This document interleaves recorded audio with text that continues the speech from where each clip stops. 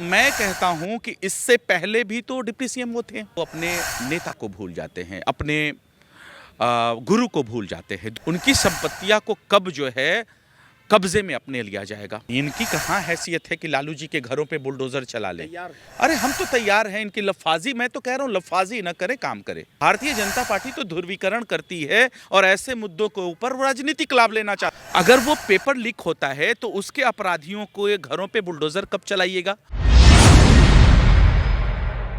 बिहार का चुनावी जंग समाप्त हो चुका है, यानी बिहार में फिर से नीतीश कुमार का साम्राज्य कायम रहा और नई सरकार के गठन के बाद लगातार बिहार में बुलडोजर का जो मुहिम है वो बदस्तूर जारी है। और जिस प्रकार से एक दौर में जो सम्राट चौधरी लालू यादव के छत्र छाया में राजनीति करते थे, यानी राजनीति के सहमात को आरजेडी में रहते सम्राट चौधरी ने सीखने का काम किया था। अब हालात ये हैं कि सम्राट चौधरी ने साफ तौर पे ये ऐलान किया है कि लालू जी के जो अवैध संपत्ति है वो अर्जित की जाएगी। हमारे साथ बात करने के लिए आरजू खां जी हैं, आरजेडी के प्रवक्ता हैं। आरजू जी, जिस संरक्षण में सम्राट चौधरी ने तमाम सहमात को सीखने का काम किया, लालू यादव उनके राजनीतिक गुरु रहे, आज लालू जी को ही आंख दिखा रहे हैं सम्राट चौधरी और बोल रहे हैं कि पूरा उनका बंगला जो है वो जब्त होगा और जो कुंडली है वो खंगाल दी जाएगी। दो तरह के सवाल हैं आपके, एक एक करके मैं जवाब देता हूं। इस प्रदेश के अंदर दर्जनों से ज़्यादा, कई दर्जन में कह सकता हूं, जितने भी नेता हैं वो आदरणीय लालू प्रसाद यादव की पाठशाला के हैं।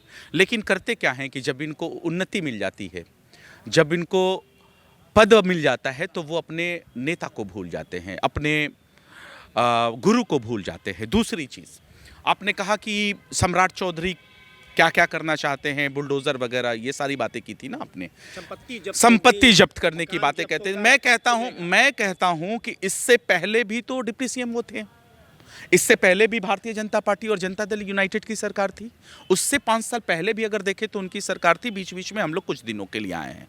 तो ये अपने सरकार के ऊपर खुद सवालिया निशान क्यों खड़ा कर रहे हैं, पहली बात।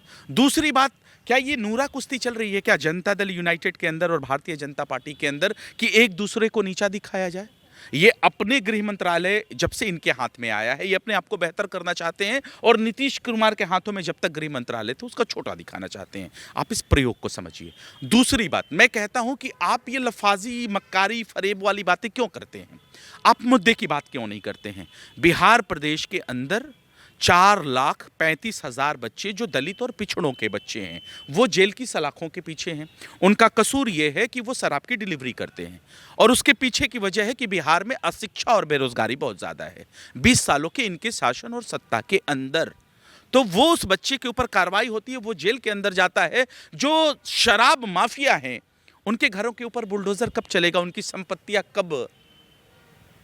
संपत्तियां को कब जो है कब्जे में अपने लिया जाएगा। बात ये है, यहाँ नीट का पेपर लीक होता है, बीपीएससी का पेपर लीक होता है। बिहार में जितने भी पेपर्स आए हुए हैं वो बिना लीक कुछ भी नहीं होता है।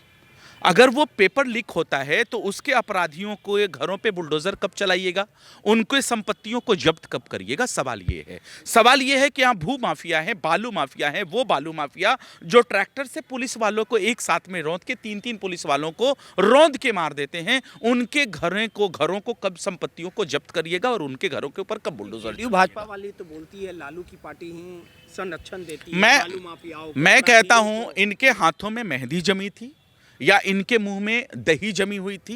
इससे पहले दर साल इनकी सरकार, डबल इंजन की सरकार, और ये दोनों डिप्टी सीएम रहते हैं। तो ये नूरा किस्ती किसके लिए है कि मैं अच्छा, नीतीश कुमार खराब, या नीतीश कुमार अच्छे, भारतीय जनता पार्टी खराब।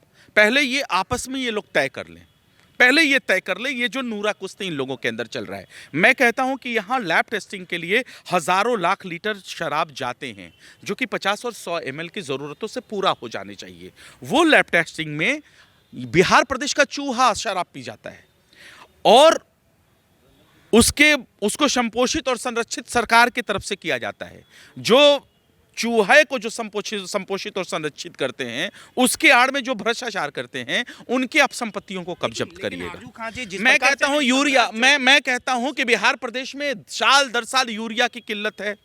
किसान फसल के लिए किसान की परेशान है, लेकिन उन काला बाजारियों के घरों को कब आप संपत्तियों को जब्त करिएगा, ये सवाल है। नीरज कुमार ने भी साफ तौर पे कहा है, अगर बीजेपी के सम्राट चौधरी हैं, बिहार के डिप्टी सीएम हैं, अगर उन्होंने हामी भरी तो जेडीयू के एमएलसी नीरज कुमार ने भी हामी भर दिया और एकजुटता दिखाई। साफ तौर पे कहा कि महुआ बाग में जो पाप का किला बन रहा है उसका भी हिसाब होगा।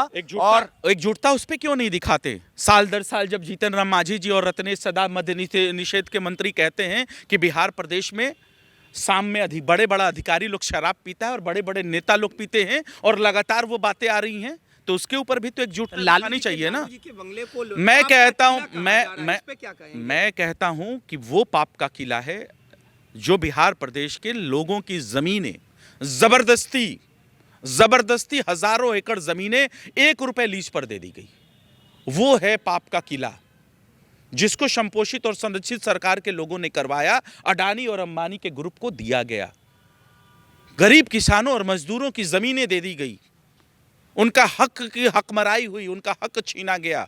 1 रुपए लीज पे कहीं आप ये सवाल उठाइएगा तो सत्ता पक्ष में बैठे भी लोग बोलेंगे कि नौकरी के बदले जमीन दिया मैं गया। कहता हूं कि भारतीय जनता पार्टी जब इलेक्शन आता है तो उसको खुलवाती है। जिस केस को सीबीआई ने बंद कर दिया साक्ष्य के अभाव के अंदर, इलेक्शन के वक्त में कौन गया? भारतीय जनता पार्टी के लोग गए, और फिर उस पर क्या हुआ? सुनवाई बंद हो गई, टल गया सब कुछ। तो भारतीय जनता पार्टी तो ध्रुवीकरण करती है और ऐसे मुद्दों के ऊपर राजनीतिक लाभ लेना चाहती है। आखिरी सवाल है, तेजस्वी यादव शीतकालीन सत्र से विलुप्त रहे, गायब रहे, राजनीति हुई, सियासत हुई, क्या कुछ काम रहा? वो अपने काम से गए। अब हालात ये है कि आपके जो वरीय नेता हैं शिवानंद तिवारी, उन्होंने साफ तौर पे कहा है कि सब कुछ बर्बाद हो जाएगा, नहीं तो वापस लौट जाओ और एक कार्यकर्ता की तरह बिहार की जनता के बीच में रहो। अब सुनील सिंह भी हम लोग हमेशा से जनता के मुद्दों पर ही लड़ते हैं। हमने बिहार की जनता को आगाह किया था कि अगर भारतीय जनता पार्टी आएगा तो गरीब वंचित शोषितों का घर नहीं बचेगा। और देख लीजिए, बुलडोजर चल रहा है गरीबों के घरों पे। इंडिविजुअल के घर पे भी चलेगा, आप कैसे बचाइएगा? इनकी कहाँ हैसियत है कि लालू जी के घरों पे बुलडोजर चला ले? अरे हम तो तैयार हैं। इनकी लफाजी, मैं तो कह रहा हूँ लफाजी न करे, काम करे। बिहार में 1,90,000 जो बची हुई राशियां हैं महिलाओं के खाते में कब डालेंगे उस पर बात करें। ये लफाजी क्यों कर रहे हैं? यूरिया नहीं मिल रहा है किसानों को, वो कब देंगे? लफाजी क्यों कर रहे हैं? नहीं, डरा नहीं रहे, ये लफाजी करते हैं। एक कहावत है ना, देहात में बकैती करना है। ये लोग बकैती करते हैं, काम कम करते हैं, बकैती ज्यादा करते हैं। तौर पे अर्जू खाजी थे, बेबाक बोलने के लिए जाने जाते हैं और साफ तौर पे कहा है कि हर एक सामना करने को आरजेडी का जो कार्यकर्ता है वो कहीं ना कहीं तैयार है। और लगातार सम्राट चौधरी ने जिस प्रकार से वक्तव्य दिया था और साफ तौर पे कहा था कि लालू यादव के अवैध संपत्ति को जब्त किया जाएगा और वहां विद्यालय बनाया जाएगा, अब इस पे सियासत कहीं ना कहीं गर्म है और आरजेडी ने भी अब सम्राट चौधरी पर पलटवार कर दिया। सहयोगी अनिल के साथ रोहित, माई पीडीए समाचार, पटना।